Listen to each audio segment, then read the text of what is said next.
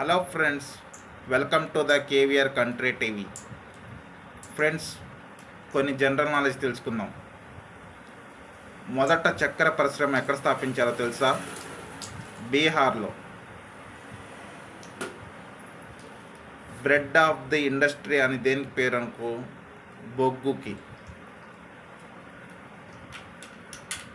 అలాగే పండు గురించి చెప్తున్నాను.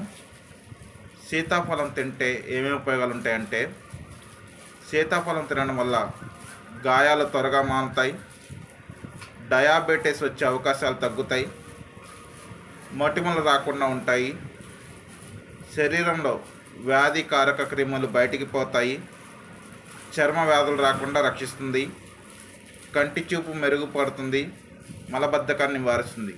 Okay friends, like, share please.